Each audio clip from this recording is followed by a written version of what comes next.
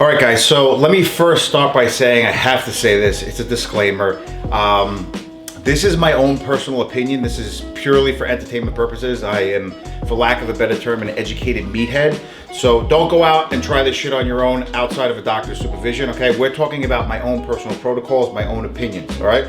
With that being said, I think it's an important part of the documentary to kind of shed some light on the pink elephant in the room.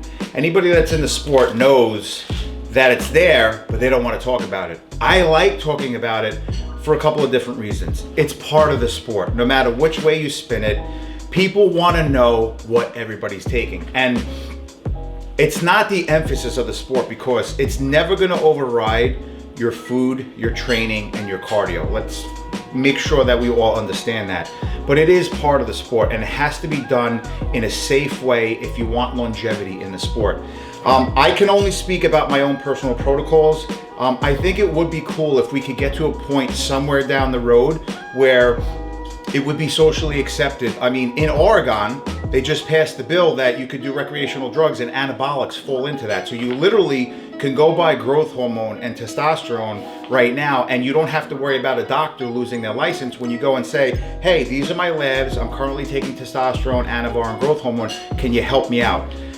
I don't know if that's ever going to happen, but I would love to see every other bodybuilder's protocols to compare, because you know, a lot of the top guys, they show you their food, they show you their training protocol, but they'll never talk about their drug protocol, whether it's because they don't feel comfortable or they're worried about getting a bad placing with some of the top tier judges.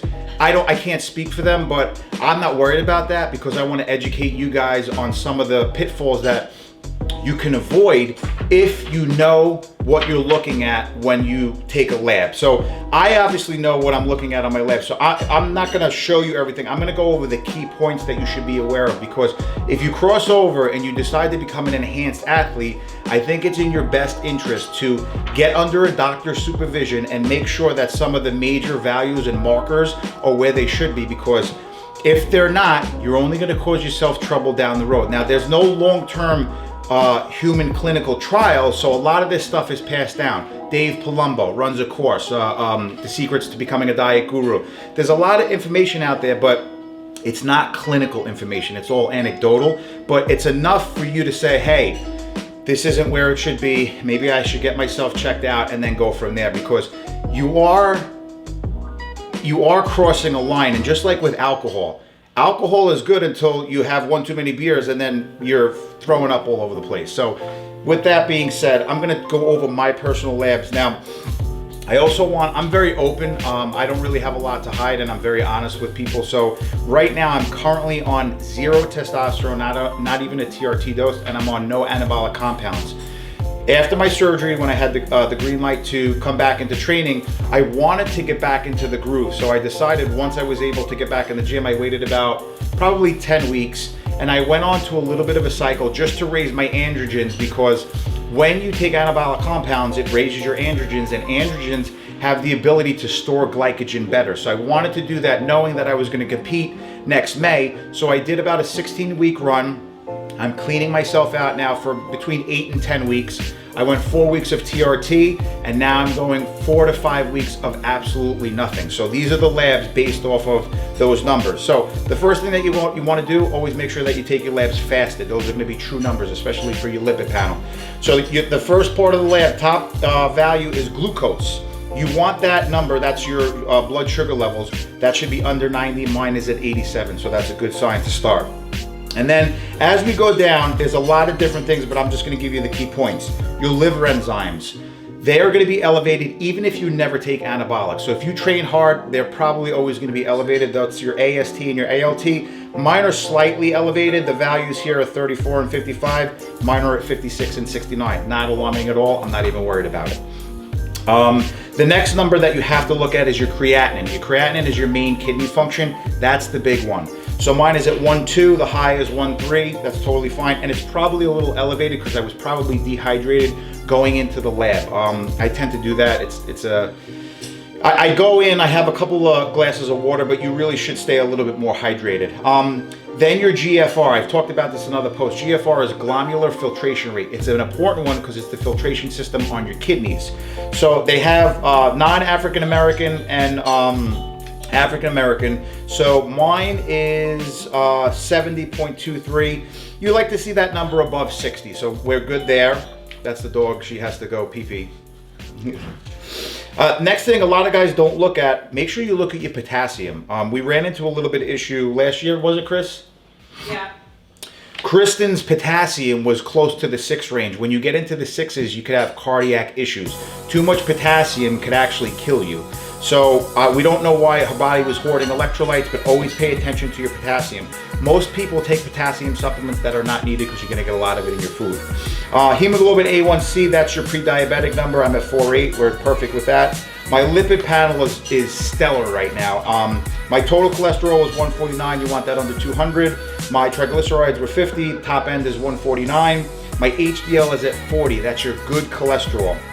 And my LDL was 99. I like it to be a little bit lower, but the important number here, most people don't know, is your cholesterol ratio. That's the total cholesterol divided by your HDL, and that's 3.7. Anything under 5 is really good. That's it for the first one.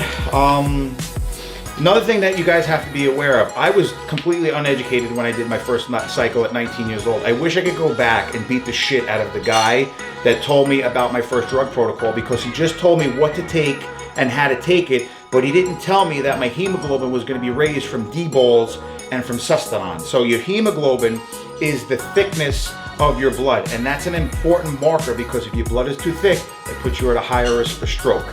I usually have a problem with high hemoglobin, but mine was at 14.9. And for those of you that don't know, if you suffer from sleep apnea, it will raise your hemoglobin, and I found that out through trial and error. So make sure if you decide to cross over and dabble in anabolics, make sure that you know where your hemoglobin is at all times. Donating blood below that number, and vitamin infusions that I get at Madison Medical will do that as well. Another thing that you have to look at is your thyroid panel. So you're looking at your free T3 and your free T4. The T3 is the active part of the hormone, the T4 is the inactive. My numbers were all in range. I actually have a very healthy free T3. The high is 4.4, I'm at 3.15. So that was good. Guys, pay attention to your vitamin D3. That should be above 40, mine's at 52. My cortisol was relatively low. Now here's the important numbers. I am on 0 testosterone, as I mentioned before. My total testosterone is 209, and even though that's low, that's actually not terrible for somebody that's not on any testosterone. I'm currently taking HCG, which is human chorionic gonadotropin. That's turning my own testosterone production back on so I don't crash. But I'm pretty surprised that it's at 209. Typically on a TRT dose, you'll be between 700 and 1,000. When I'm on a pharmacological dose, I'm usually above 1,500, which I'll be probably in a couple of weeks once I start my off-season prep. Another thing that you want to pay attention to, and a lot of people don't put it on their labs, prolactin levels, okay? So testosterone will raise estrogen, and if you take an anabolic compound like a Tren Ace or an NPP or a DECA, those fall into the nandrolone family, and they will raise prolactin. So you would take an anti-estrogen to reduce estrogen. When you take testosterone, your estrogen is raised. You would take an anti-estrogen to lower that or to offset the aromatization. You would have to take a drug called Caber or Cabergoline. It's pronounced a couple of different ways. But if you run high prolactin, that usually means that you're not going to be able to get an efficient erection, and your sex drive's in the shitter. You could actually lactate as well. So make sure that that's part of your labs. A lot of people don't check that out. And then the next page. Okay, so my estradiol is one of the estrogen readings, not the total estrogen, but it's a marker, 32.9. I like it to be between 20 and 30 because you don't want to completely crash your estrogen outside of the last weeks of prep, because that's when you're drying out. But you also don't want estrogen too high because you're more inclined to hold body fat. So use the anti-estrogen sparingly. You have a couple of different ones. Tamoxifen is a SERM, which is a selective estrogen receptor modulator. And then you have an aromatase inhibitor like Arimidex or an Aromasin. And then my SHBG, which is my sex hormone binding globulin, that's pretty low right now. So that means that it's actually, I thought it was going to be a little bit higher, but you want it to be low because you don't want free floating things that are unbound to the receptor. My free testosterone is a little bit on the low side, as to be expected, because I am currently not taking testosterone. That's at a 5. I usually like to see that on this lab anyway, around 15 to 20. And then IGF is your insulin like growth factor. That's one indicator on how to measure growth hormone. Mine is at 260, so that's a nice healthy number. So all in all, I'm very happy with where the labs are right now, considering I'm not on anything and I'm getting ready to go into the off-season prep. So my biggest thing when I work with people and they ask me questions, your health has to come first. I know that people want to compete and they love the sport, but make sure that you're keeping track of your labs so that way you actually have a long-lasting career without any side effects down the road. All right, guys, so I'm going to give you my intake on what I like to see in a documentary. I don't know a lot of the top pros personally, but I would like to see Derek Lunsford. I would like to see his gear protocol, just from a coaching standpoint. And I'm not saying this to call him out. He was just the first guy that came to mind because he is the number 212 bodybuilder in the world.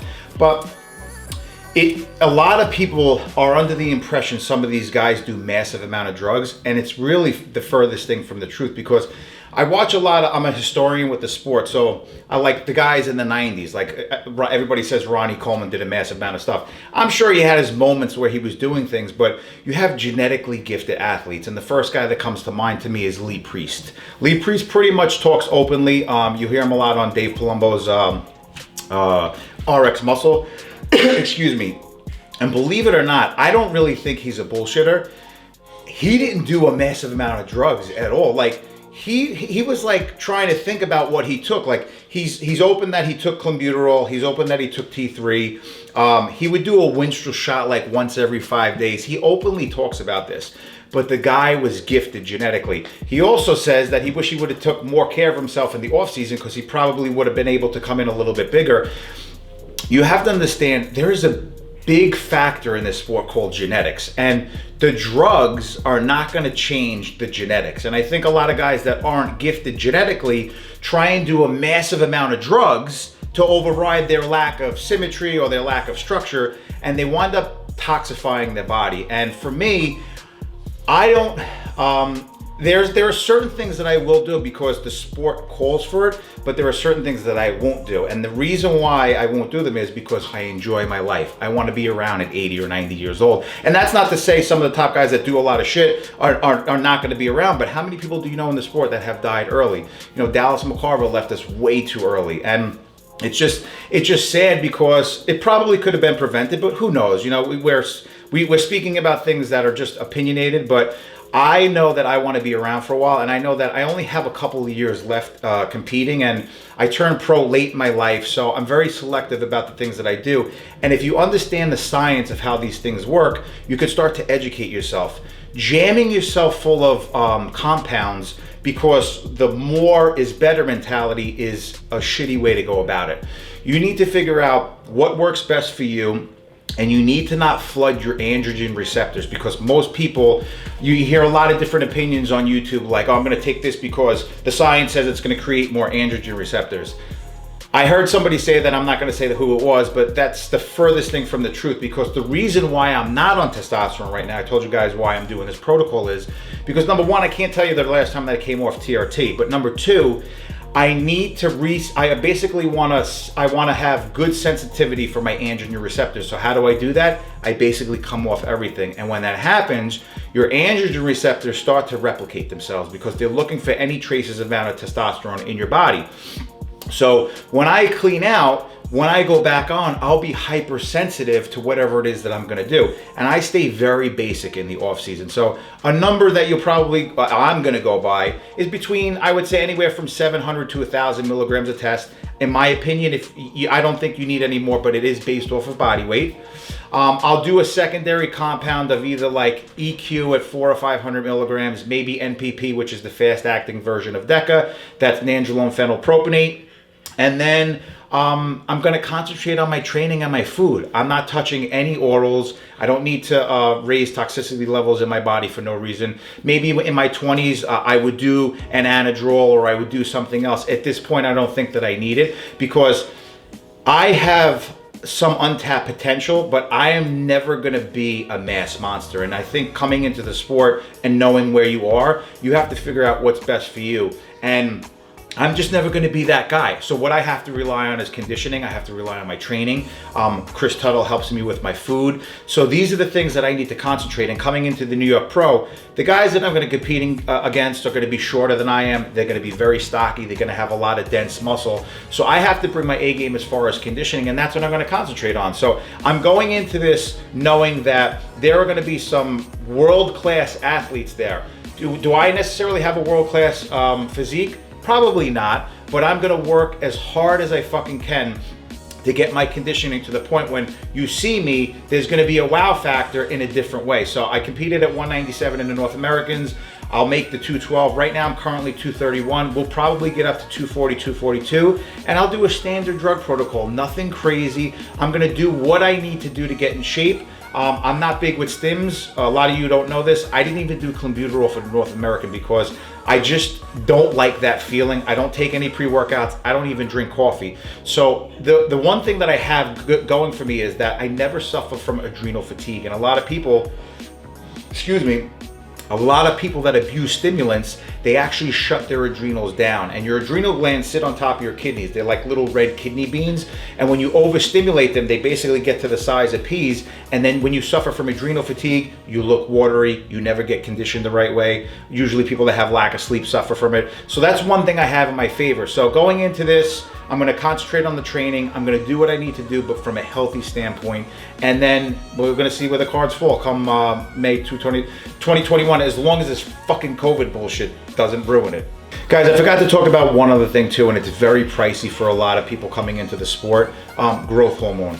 And last year was the first time that I used it, and I really started using it from a healing standpoint, because as I've gotten older, I've accumulated a lot of injuries and the regular aches and pains. So I wanted to do a therapeutic therapeutic dose of growth hormone just to feel better.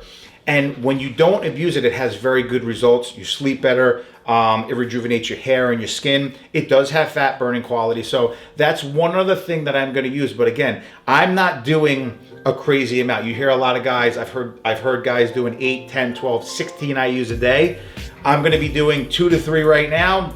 Going into the show, I might do 4. I'll break it up. The one thing that you have to be aware of with growth hormone is that it can make you insulin resistant. So it should be taken away from large carb meals. So what I'll do is I'll take 2 IUs in the morning as soon as I get up. That's part of my morning protocol. And then I'll go do fasted cardio. And then eventually when I get to the other 2 IUs, I'll do it before I go to sleep.